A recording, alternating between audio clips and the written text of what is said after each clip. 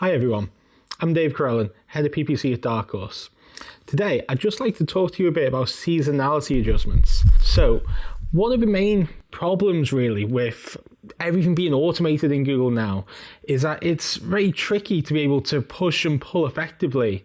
So if you're setting a target ROAS type bid strategy, say 500%, and that's your target ROAS, that's what you want it to do, well, that's absolutely fine. You can set it to 500%, and in an ideal world, Google would know exactly how much to push or pull within that particular restraint based on what the marketplace is doing. The issue with that, however, is that Google will only base that on past and historical data.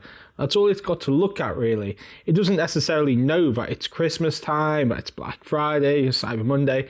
It can't see all the neighbors with all the Christmas decorations out. It's got no idea.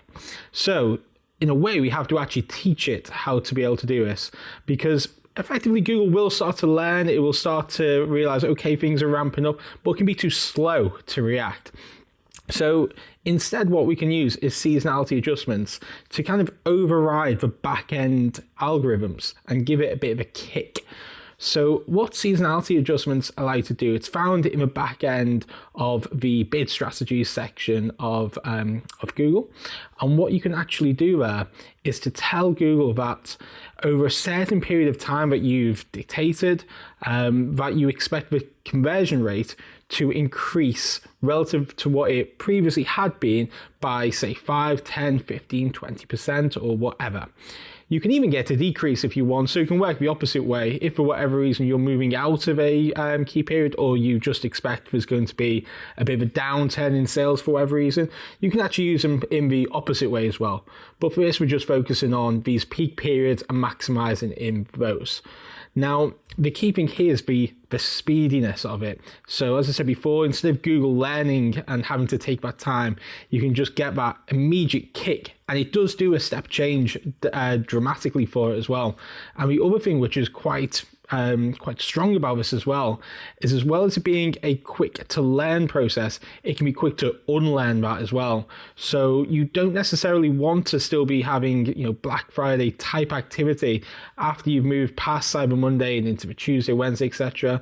It might still be a bit higher, don't get me wrong, but at the same time, you want a quick up and a quick down, because Google, if it was left to its own devices, would learn that everything had been quite strong for that particular period, and it would expect it to continue, whereas we know it's going to drop back off again because we have that information about the wider world. So it will start as quickly as you want it to, and it will drop off and return to normal activity exactly when you want it to as well. One of the good things as well is you can segment and only do it on certain campaigns. So instead of it being on the whole account, you can choose either certain campaigns, you can choose campaign groups in the sense of be it search or shopping or display, and you can also do it by device as well.